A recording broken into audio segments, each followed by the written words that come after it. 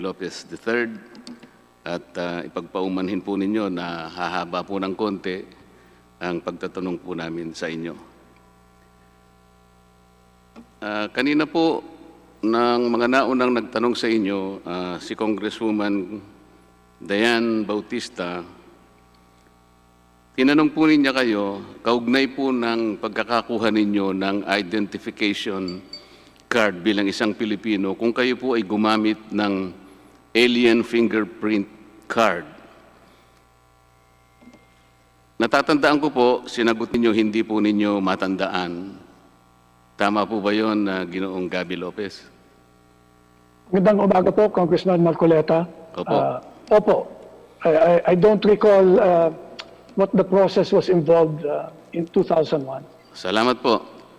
At dahil hindi nga po ninyo matandaan, tinanong po ninyo ang inyong abogado, si Attorney Bautista, kung baka naman siya po ay natatandaan niya. Ganon din po ang sinagot niya, hindi rin po niya matandaan. Tama po ba yun, Attorney Bautista?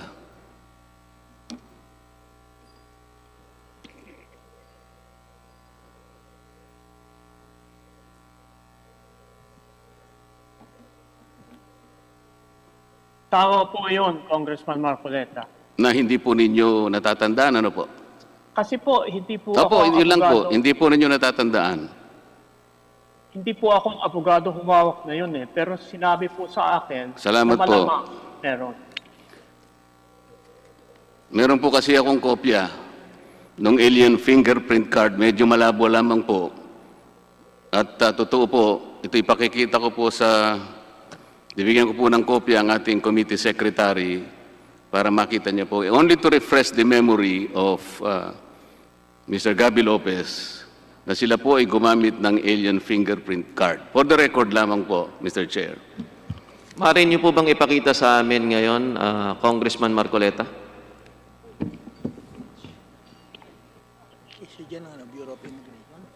For the record, Mr. Chair, I will approach the chairman to show this particular document. Yes, Congressman Marcoleta.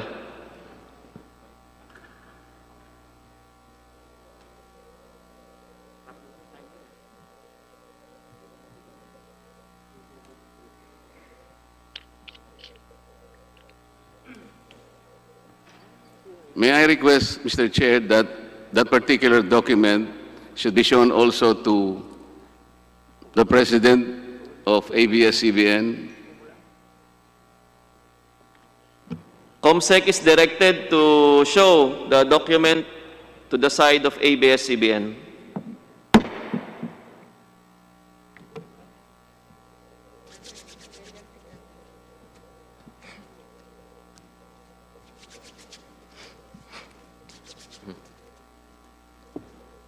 (1996)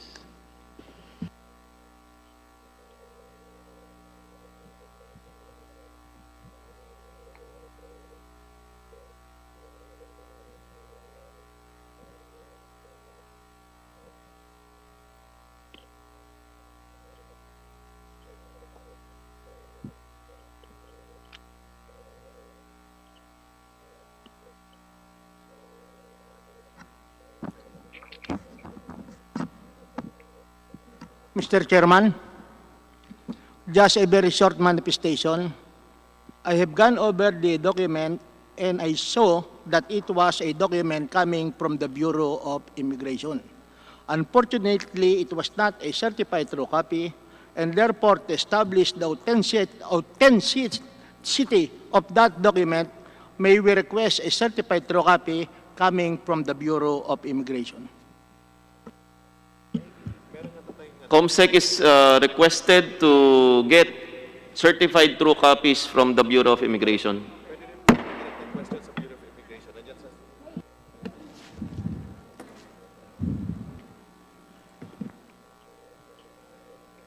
Mr. Chair, with that request, I would like to request further that even the fingerprint cards which indicate that it was utilized, that fingerprint cards, Mr. Chair, would also show that it was an alien form.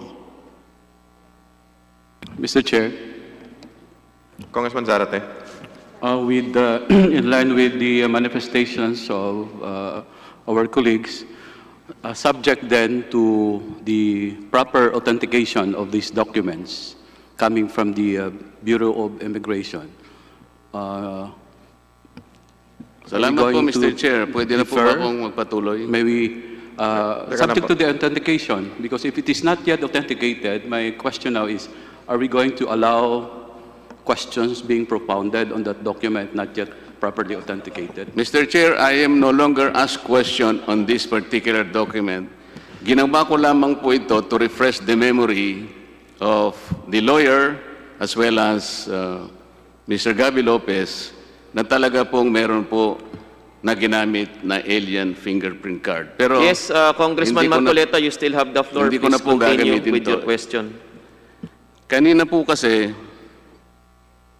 tinanong po kayo ni Congressman Boyeng Rimulya, Mr. Lopez, kung kayo po ay kalahating Pilipino o kalahating Amerikano.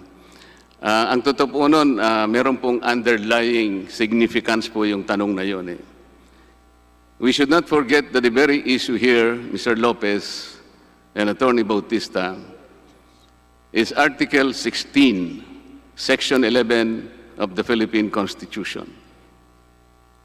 Ang totoo po nito, hindi natin paglalabanan yung issue na kayo po ay American citizen at saka Pilipino pa. Talaga pong napakaswerte po ninyo at hindi po ninyo kasalanan yon. Totoo lahat po ang sinabi ng mga abogadong nagsalita na kayo po talaga ay isang American citizen at isang Pilipino. Wala pong debate doon.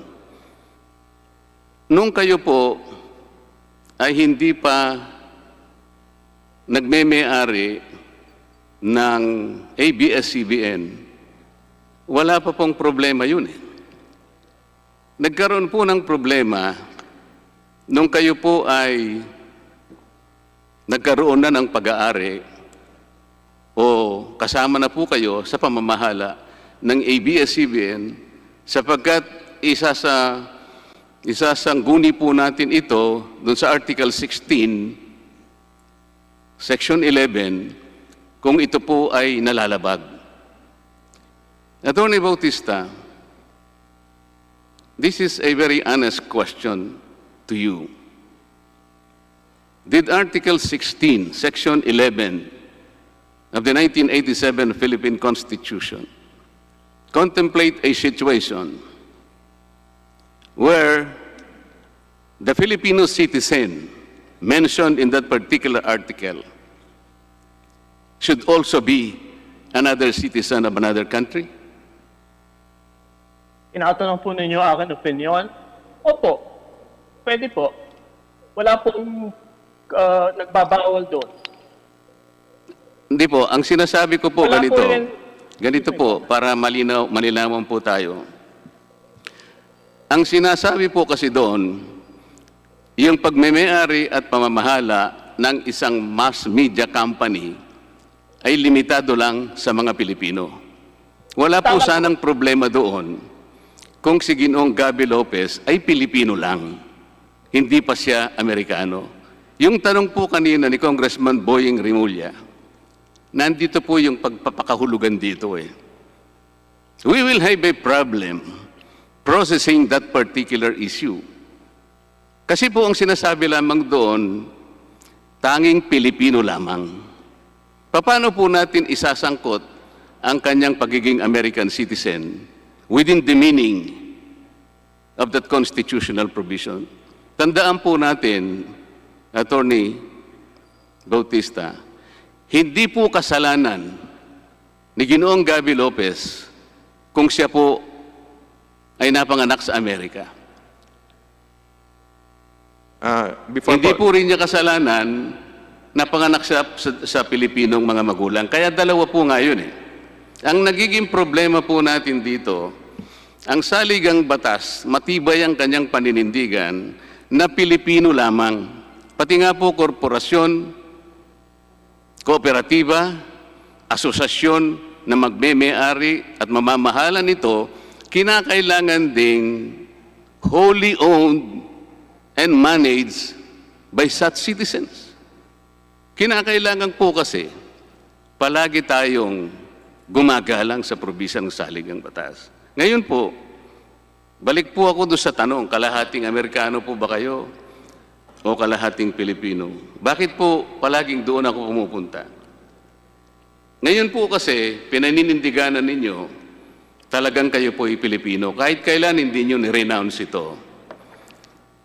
Mr. Gabby Lopez, kung talaga pong nasa puso ninyo, ang init ng isang pagka-Pilipino, patriotismo, bakit po naman hinintay po ninyo ang 48 taon para magpa-recognize po kayo bilang Pilipino?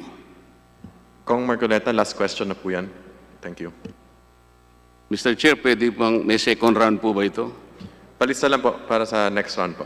Kung kulang pa po yung mga tanong. Opo, pero pag gano po, kung hindi ko matapos kasi nagsisimula lang po ako eh. Pwede po mong sa second round po ako. Opo, papalista po namin. Salamat po. agad. So Thank yung you. tanong ko pong naiwan, bakit po hinintay ni Ginoong Lopez ang 48 taon bago niya naisip na kailangan pala niya ng isang identification certificate at ma-recognize siyang Pilipino? Ang tanong pong ito ay para kay Ginoong Gabby Lopez. At pagkatapos, iiwanan ko pong tanong ito, Mr. Chair, kung ito pong pagiging Pilipino niya ay automatic. Automatic po eh. Bakit kakailanganin mo po na magpa-recognize ka in 2000, in year 2000? Yung pong dalawang tanong muna po na yun kasi wala na po akong panahon, Mr. Gabby Lopez. Salamat po. Thank you, Kong Marcoleta. Mr. Lopez, pwede po niyo sagutin. Yes, salamat po. No? With regards to the second question, it was really to avail myself of a passport that I asked for that recognition. I don't understand the issue of 48 years. What does a 48 years refer to, Congressman Marcoleta? Ang inyong pong rason lang ay para lamang makapag-apply kayo ng Philippine passport. So it took you 48 years para lamang po makakuha kayo ng Philippine passport, kaya po naisip ninyo na magpetisyon kayo, makakuha kayo ng recognition na kayo po'y Pilipino. That is correct, Congressman Marcoleta. Kong Marcoleta, pwede po siguro natin kunin ang opinion ng DOJ. Kasama rin po natin sila sa Zoom para baka bigay rin ng clarification sa inyong mga tanong. Meron pong isang naiwan na tanong, Mr. Chair. Kung ito po ang pagiging Pilipino po ninyo, Mr. Lopez, ay automatic naman. At totoo naman pong kayo natural born citizen having been born to Filipino parents. Ito po ang espiritu ng Hugh Sanguinis. Automatic naman po pala. Bakit kailangan po pa ninyong magpa-recognize? Dahil lamang po doon sa issue po ng pagkuha ng Philippine passport, hindi po ba? Sinagot niyo po ito sa tanong po kanina ni Congressman Rodriguez. Dahil lamang po sa Philippine passport, kaya kinakailangan po ninyong magpa-recognize bilang Pilipino. Yun po ba? Opo, Congressman Marcoleta. Salamat and, po. My lawyer, Ayo Bautista, will add additional points. Second round po ako mamaya, Mr. Chair. Wala na po akong panahon. Salamat po, Congressman Marcoleta, sa mga tanong ninyo. Attorney, Yes, sir. brief response lang po and then kunin natin yung sagot po ng DOJ. Brief.